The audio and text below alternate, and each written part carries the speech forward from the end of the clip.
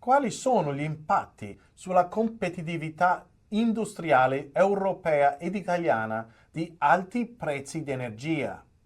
Come si potrebbe disaccoppiare il prezzo di energia elettrica prodotta dalle fonti rinnovabili da quello dell'energia di fonte fossile? L'Europa importerà crediti internazionali per contribuire al taglio del 90% delle emissioni dal 2040 che è ora in discussione? Per trovare risposte a queste domande molto importanti, ho intervistato l'ingegnere Giuseppe Montesano del Comitato Nazionale Italiano del Consiglio Mondiale dell'Energia. Giuseppe è una grande fonte di informazione su politiche e mercati energetici ed ambientali europei e mondiali con più di 30 anni di esperienza in Enel. L'intervista è in italiano con sottotitoli in inglese. Dunque, passiamo subito all'intervista.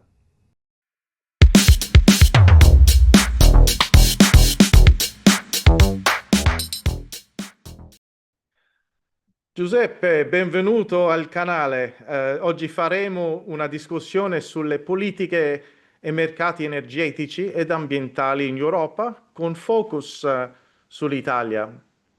È un grande piacere poter approfondire questi discorsi con te come esperto, ma prima di cominciare vorrei ringraziarti per la tua partecipazione.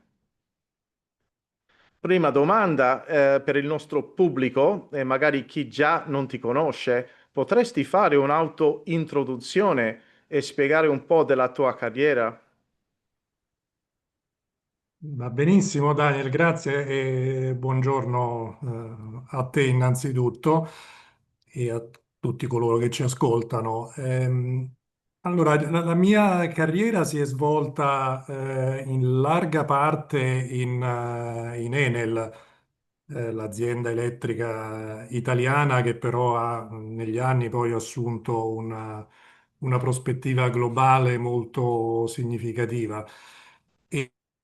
La mia esperienza è passata attraverso diversi ruoli di responsabilità, da i primi progetti che riguardavano le fonti rinnovabili, attraverso le politiche ambientali dell'azienda, la eh, costruzione e identificazione e diffusione dei sistemi di gestione ambientale in azienda e poi anche attraverso ruoli che hanno riguardato il regolatorio e le policy energetiche e ambientali. Ho anche speso alcuni anni facendo specificamente riferimento a quelle che sono le policy europee, dalle quali dipende molto di ciò che avviene dal punto di vista regolatorio nei vari stati europei. Ho frequentato molto Bruxelles Mhm. per questo ruolo. E quindi diciamo questa carriera in Enel è durata circa, anzi non circa, più di 30 anni, da un po' più di 3 anni sono uscito dall'azienda e da allora lavoro con il Comitato Italiano del World Energy Council e in questo periodo, diciamo, mi sto dando in particolare da fare nell'avere attivato e nell'animare, diciamo così, l'osservatorio sulle materie prime critiche per l'energia, che è appunto un'iniziativa che a livello italiano, ma anche con, diciamo, una prospettiva più globale, il WEC Italia ha lanciato un paio d'anni fa. Perfetto, ti ringrazio. E adesso ci focalizziamo un po' sui mercati energetici in Italia e anche in Europa. Quali sono secondo te le cause più plausibili dei prezzi più elevati, diciamo, in Italia di gas e di energia elettrica rispetto agli altri paesi europei? Ma io direi partiamo innanzitutto dai prezzi del gas in Italia. Mm, In Italia il principale riferimento per i prezzi del gas è l'indice PSV, che sta per punto di scambio virtuale. mm, Eh, Questo, diciamo, rispetto ad esempio al TTF, che è il Tidal Transfer Facility di Amsterdam, PSV non è una vera e propria borsa, è più che altro, diciamo così, una piattaforma di scambio tra privati. Storicamente c'è un delta positivo dell'indice PSV rispetto ai prezzi che si formano sul TTF, e questo è dovuto essenzialmente a causa di quelli che sono i costi dei passaggi transfrontalieri. Ultimamente si sta notando una tendenza a una riduzione di questo delta, e questo è dovuto da un lato alla crescente interconnessioni delle reti di gas, di gasdotti europee, ma anche al fatto che è aumentata l'operatività del TAP, del Trans Adriatic Pipeline, che è il gasdotto che porta in Italia, che trasporta in Italia il gas di provenienza dall'Azerbaigian. Eh, quindi questa è la base, diciamo così, mm, delle ragioni che formano i prezzi del gas, mm, che a loro volta sono alla base dei prezzi dell'elettricità, perché per quanto riguarda l'elettricità, il principale riferimento è un indice che si chiama PUN, mm, e che nella maggior parte, nella stragrande maggioranza delle ore in Italia, dipende dal costo marginale della produzione dagli impianti a gas, che sono di fatto la fonte di produzione di energia elettrica più costosa mm, tra quelle disponibili. Quindi questa è un po' diciamo così, in sintesi, mm. la ragione di questo differenziale di prezzo un po' strutturale che caratterizza l'Italia. Molto, molto interessante. Ehm, l'ex primo ministro dell'Italia, Mario Draghi, recentemente nel Parlamento italiano aveva parlato dei prezzi di energia elettrica che sono, diciamo, all'ingrosso più alti in Italia rispetto a Germania, alla Francia e anche la Spagna. Ci sono dei motivi particolari? È una dipendenza su gas per generazione, qualcosa in particolare che è la causa di questi prezzi all'ingrosso più alti in Italia che in questi altri paesi? Beh, sì, diciamo che la causa, come dicevo prima, insomma, la causa veramente fondamentale è il gas Il e gas. la dipendenza dal gas, Sì, che si sta riducendo, ma tuttora è decisamente significativa nel sistema italiano. certo, Poi dopo non so se ne vorremmo parlare un po' più in dettaglio, ma si parla molto, e ci sono stati e ci sono molti appelli come si dice, disaccoppiare il prezzo dell'elettricità dal prezzo del gas per mitigare il differenziale, almeno per quanto riguarda l'elettricità che in certo, un contesto di transizione energetica sta rappresentando e dovrebbe in futuro rappresentare una parte sempre maggiore dei consumi energetici del paese. E questi, diciamo, metodi di disaccoppiamento ovviamente devono fare un po' i conti con l'esistenza del mercato interno europeo dell'energia e dell'elettricità in particolare, che prevede che il funzionamento sia coordinato tra i vari sistemi nazionali e sostanzialmente basato sempre sul metodo, nella formazione del prezzo, sul metodo del costo marginale. E, e d'altra parte, questa integrazione nel mercato interno dell'energia, magari da questo punto di vista, può essere un problema, però in realtà offre anche moltissimi vantaggi, quindi pensare a una cancellazione del mercato interno dell'elettricità forse non sarebbe una scelta saggia. Quindi metodi per disaccoppiare, disaccoppiare quindi significa sostanzialmente far sì che i prezzi pagati dai consumatori beneficino del vantaggio che ora si ha per il fatto che ci sono fonti che producono a costi inferiori rispetto al gas, in particolare le rinnovabili, sono già in atto, diciamo, ci sono delle iniziative che in Italia sono state prese, ehm, sono state prese e riguardano da un lato questo meccanismo che si chiama Energy Release, che è una sorta che è un meccanismo attraverso il quale un soggetto istituzionale, che nel caso italiano è il gestore dei servizi energetici, il GSE, eh, svolge un po' un ruolo di intermediario nell'acquisto di capacità rinnovabile, e nella messa a disposizione di capacità rinnovabile per i consumatori che ne vogliono beneficiare.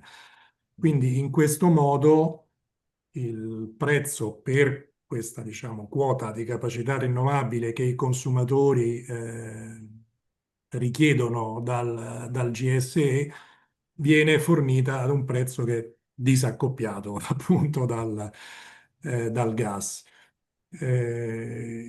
Quindi questo è un meccanismo che è attualmente in atto. Certo. Ehm, E parliamo... poi, scusami se Ah, posso aggiungere, l'altra metodologia può essere quella di fare sempre più ricorso ai Power Purchase Agreement, ancora una volta, per far sì che attraverso l'acquisizione diretta di energia prodotta da rinnovabili si eviti il passaggio attraverso il riferimento di prezzo del PUN che è invece legato al costo del gas. molto interessante. Adesso parliamo un po' della competitività industriale, perché in Europa adesso ci sono molte discussioni su questo tema. Quali sono gli impatti sull'industria italiana, dovuti a questi prezzi di energia? Ci sono, alcune industrie in particolare che sono, diciamo, vulnerabili, a prezzi di energia più elevati. Sì, nel senso, ovviamente le industrie più vulnerabili sono quelle che consumano più energia nei loro processi produttivi, quelle cosiddette industrie energivore e poi vabbè, chiaramente un po' tutti sono penalizzati da questo differenziale di prezzo, però appunto quelle energie energivore sicuramente di più e queste costituiscono in Italia una parte importante del tessuto produttivo perché parliamo di lavorazione di metalli, parliamo di industrie cartarie, alimentari, chimiche, materiali non metallici, meccaniche, queste sono molto rilevanti nel tessuto produttivo italiano. Ehm, Bisogna dire che mh, sicuramente queste industrie risentono di questa differenziale di prezzo, anche se poi i fattori di produzione sono molti, quindi il tema della competitività riguarda Mm. aspetti un po' più complessi dei soli prezzi dell'energia. Però bisogna dire che anche nel caso dei prezzi dell'energia, mh, a parte il discorso del disaccoppiamento che abbiamo fatto prima, ci sono storicamente in Italia nell'ambito delle politiche di efficienza energetica dei meccanismi che possono mitigare il costo, cioè un meccanismo cosiddetto di interrompibilità per il quale le aziende, le industrie possono dare la disponibilità che viene remunerata di interrompere i consumi in determinati periodi. Quindi questo è un meccanismo che va verso l'efficienza energetica e che può consentire comunque di gestire almeno in parte questo tema dell'incremento del differenziale positivo dei costi dell'energia. Molto interessante. E adesso parliamo un attimino di gas. Storicamente sappiamo che la fonte principale per l'Italia è la Russia. E secondo te esiste un potenziale futuro dove le relazioni commerciali tra le imprese italiane e russe possono risolversi? Quali sono invece le alternative fonti di gas per l'Italia a prezzi competitivi? Il futuro delle relazioni con la Russia è una bellissima e difficilissima domanda. È veramente difficile fare previsioni. Se, diciamo così, i rapporti con la Russia possano in un ragionevole futuro rasserenarsi. Per quanto riguarda gli approvvigionamenti, bisogna osservare che da quando è iniziata la crisi con l'invasione della Russia in Ucraina e a livello europeo e italiano in particolare sono stati presi tutta una serie di provvedimenti per ridurre la dipendenza dalle importazioni di gas dalla Russia e come si vede anche dai dati pubblicati dal governo italiano nel piano nazionale su energia e clima, di fatto le importazioni di gas dalla Russia si sono ridotte drasticamente, si può dire ormai quasi azzerate. Questo si è accompagnato proprio in generale con una riduzione dei consumi di gas e con l'aumento invece delle importazioni da altre provenienze, Mm. dal TAP, dal Trans-Adriatic Pipeline che abbiamo citato prima, ma anche dai gasdotti che provengono da sud e dai terminali di rigassificazione. Sono state a questo scopo anche creati dei nuovi terminali attraverso navi galleggianti che sono stati situati in prossimità di un paio di porti italiani e anche poi le importazioni via tubo dal nord Europa sono cresciute. Mhm. Quindi questo un po' è il quadro. Convenienza di prezzi, ma questo un po' è, è- è tutto da vedere, ecco. Sì, infatti. No, grazie. A livello, focalizziamo un attimino adesso su le relazioni internazionali. Vediamo in questo periodo, stiamo vedendo delle azioni, delle attività dagli Stati Uniti, per esempio, che si può definire protezionistiche, mentre in Europa abbiamo visto che alcuni anni fa la Commissione ha lanciato un programma di CBAM che praticamente introduce un dazio per prodotti ad alta intensità di emissioni di gas d'effetto serra. Secondo te, è il momento giusto di introdurre, dalla parte europea una misura, di questo tipo?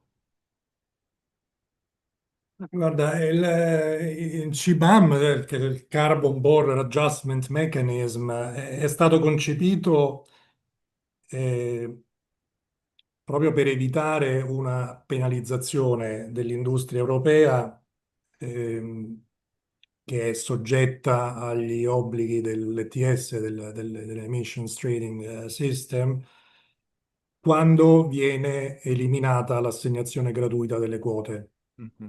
di CO2 per l'industria europea. E questo sì, funziona come accennavi tu, nel senso che quando gli importatori di beni, ehm, i beni che nella loro produzione generano emissioni, confermano il Mm. pagamento corrispondente alla tassa sulle emissioni di CO2, questo in qualche modo garantisce l'equivalenza con il prezzo del carbonio della produzione interna e Mhm. allo stesso tempo che gli obiettivi climatici dell'UE e l'Unione Europea vengano rispettati. Mhm. Obiettivi climatici che sono confermati tuttora da parte dell'Europa. E quindi sì, meccanismo rientra sicuramente nel tema generale dei dazi che tanti problemi sta generando e tante incertezze sta generando a livello globale, però questo meccanismo specifico risponde a una esigenza molto sentita, no, da parte dell'industria europea, tanto che ora si sta già nella fase sperimentale di questo meccanismo in Europa ed è previsto dal regolamento che l'ha introdotto che il meccanismo venga riconsiderato nel 2026 per valutarne appunto il funzionamento, gli effetti, l'efficacia e quant'altro.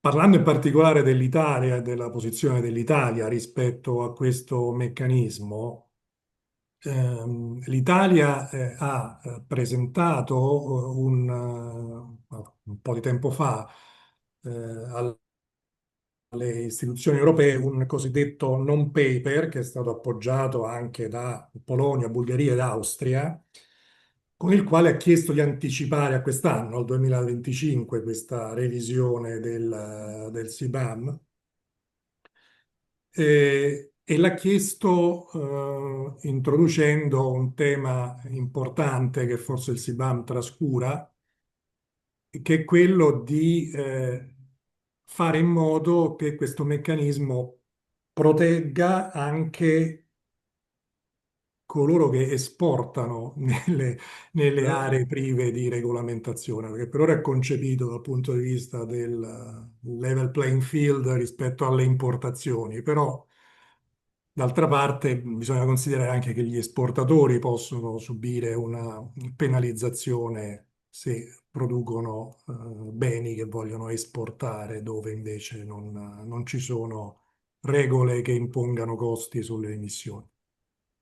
Sì, molto interessante. Anche se vediamo l'esempio dell'Australia che in questo periodo sta valutando la possibilità di un meccanismo del genere, magari si chiama CBAM o qualcos'altro, l'industria più, diciamo, intensiva a livello di emissioni è la produzione di alluminio e solo una piccola percentuale della produzione di alluminio in Australia è per il mercato domestico, la maggior parte viene esportato, quindi questo problema, come hai elaborato, di diciamo, proteggere o equalizzare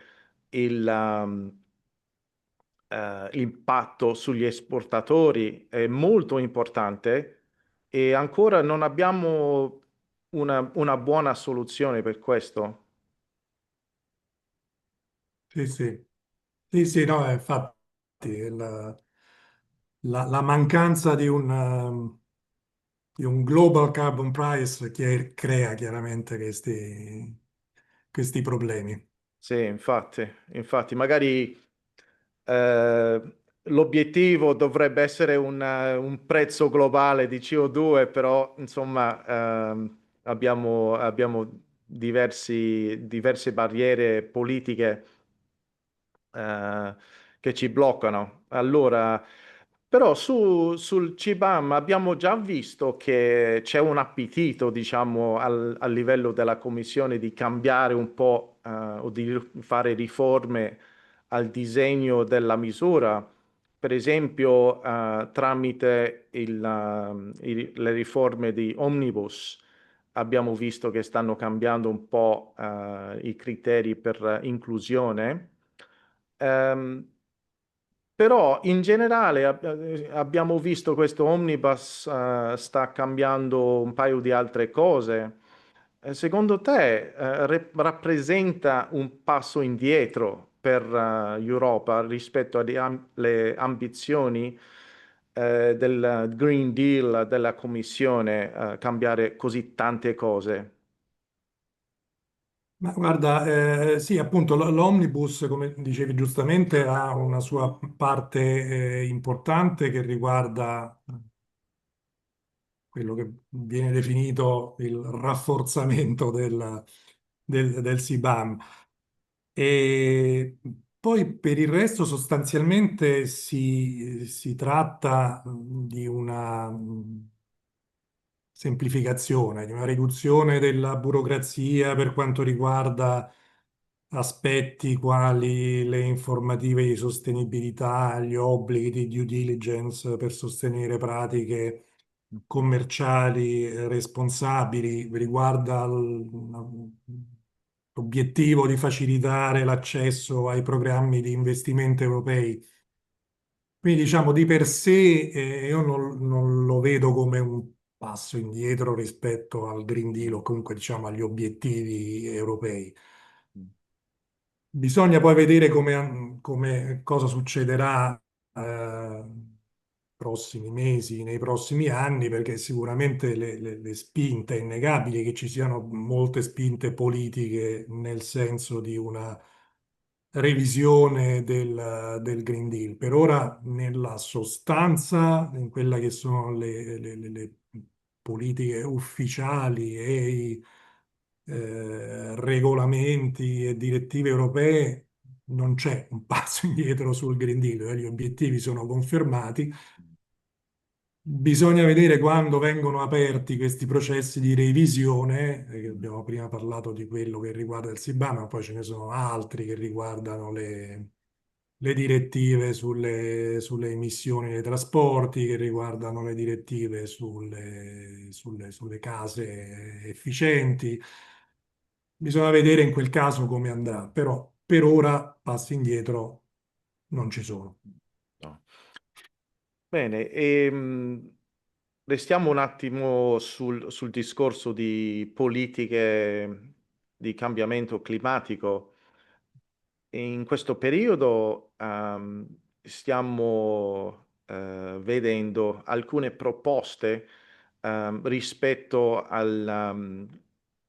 eh, al target europeo del 2040. E ci sono delle voci che dicono che magari nel futuro Europa potrebbe considerare la possibilità di importare di nuovo certificati internazionali di CO2 come strumenti di compliance rispetto agli obiettivi climatici per il 2040, che sarebbe un taglio del 90% rispetto alle emissioni nel 1990. Abbiamo già visto nella storia di Europa un periodo in cui ha importato abbastanza, cioè parecchi crediti dall'estero. E secondo te, anche se è importante offrire più flessibilità ai paesi e anche alle imprese coperte dallo schema di emissions trading, è importante avere questa flessibilità, però rispetto ai problemi che abbiamo osservato prima nel periodo di Kyoto, che pensi di questa proposta e sulla politica in questo periodo? Che pensi sarà la posizione dell'Italia rispetto a questa potenziale revisione? Allora, sì, mh, l'accordo di Parigi con l'articolo 6 ha eh, introdotto o ha, diciamo così, cercato di ripristinare l'uso, o diciamo così, quantomeno il concetto che era stato introdotto al protocollo di Kyoto con i meccanismi di flessibilità, meccanismi di mercato, di flessibilità, di mercato, di flessibilità. E, questi i crediti derivanti dal protocollo di Kyoto, come tu ricordavi, sono stati per un certo periodo utilizzati anche in Europa come strumenti di compliance nell'ambito dell'ETS, ma poi sono stati progressivamente cancellati perché sono emersi tutta una serie di problematiche riguardanti le garanzie di, come si dice, integrità ambientale, le garanzie di effettiva addizionalità che hanno, diciamo, da un lato fatto crollare i prezzi della, Mm, della CO2 sul mercato e dall'altro posto proprio un tema sulla efficacia ambientale del ricorso a questi meccanismi. L'accordo di Parigi ha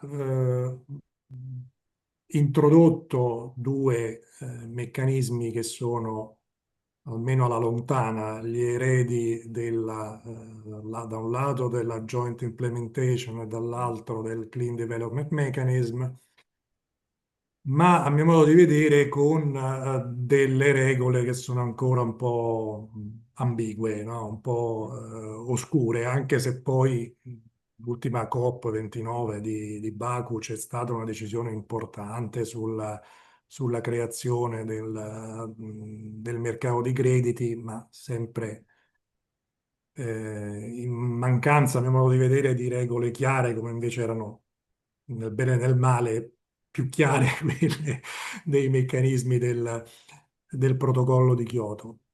Però diciamo che se il quadro si chiarisce e si riesce appunto a fare in modo che questi requisiti di integrità ambientale e di addizionalità vengano rispettati, avere gli strumenti di flessibilità a disposizione è sicuramente una cosa che può andare a beneficio di tutti, proprio a livello globale.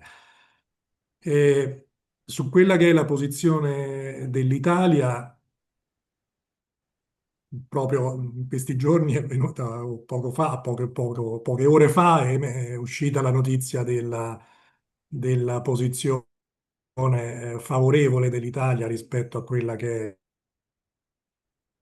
è la proposta, ovviamente è una posizione che ancora possiamo definire sostanzialmente una posizione di principio, andranno ovviamente poi elaborati e definiti in dettagli, ma direi che può essere il fatto che anche l'Italia abbia preso posizione in tal senso una premessa affinché questa opzione venga sviluppata e poi effettivamente utilizzata nel prossimo futuro. sì. Quindi possiamo dire che in principio sarebbe una revisione positiva, però con certe condizioni per evitare i problemi che abbiamo osservato prima. Sì, sì, certo, e anche comunque creando un sistema per cui le regole siano tali che questi meccanismi funzionano in maniera efficiente, perché se poi diventa un meccanismo troppo complicato, chiaramente la partecipazione delle aziende diventa un problema, insomma. Certo, certo. Dovrebbero, diciamo, starne alla larga se le complicazioni diventano eccessive. Bene, bene. Allora, Giuseppe, abbiamo quasi consumato tutto il tempo, che avevamo a disposizione, però ho notato che stai in un locale lì, dove fa bel clima, si sta bene, sta iniziando l'estate. Sì. Quindi magari ti chiedo di fare, non so, per i prossimi 3 mesi di estate in Europa, che sono i temi o lo sviluppi più importanti, che attendi tu, quest'estate? Ma in estate in genere si ferma tutto. È vero, No, è vabbè, vero. facciamoci una risata, ma Sì. purtroppo in realtà c'è poco da ridere vista quella che è la situazione con i vari conflitti Mm. che ci circondano. Francamente è veramente difficile eh, prevedere quello che possa succedere nei prossimi mesi. Ci sono questi dossier importantissimi che vanno dai dazi Mhm. all'uso delle risorse europee e degli stati nazionali per incrementare le capacità di difesa e fino a che punto poi queste risorse vadano a erodere risorse destinate ad altri obiettivi. Ehm, Ci sono grandi decisioni che dovrebbero essere prese, secondo me, su questi grandi temi. Quindi, citandone tre come titoli, abbiamo il tema dei dazi, il tema del riarmo, come viene chiamato, e il tema della velocità con cui si continuino a perseguire gli obiettivi ambientali. Molto interessante.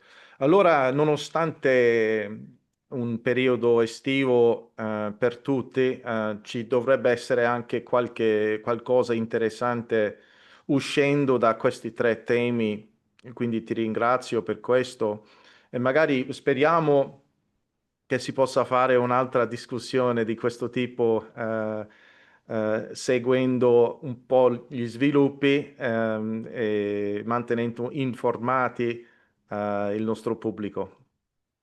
Molto volentieri, grazie, Ti ringrazio, Giuseppe, buona giornata e ci vediamo. altrettanto. Ciao Daniel. Eccoci. Spero che vi sia piaciuta l'intervista con Giuseppe e che abbiate trovato utili ed interessanti le informazioni condivise. Speriamo di darvi annunci a breve di interviste successive con Giuseppe, mentre continuiamo a seguire questi sviluppi. Vi ringrazio per la vostra attenzione e ci vediamo nel prossimo episodio di Climate Mondial's Energy and Climate Weekly. Arrivederci.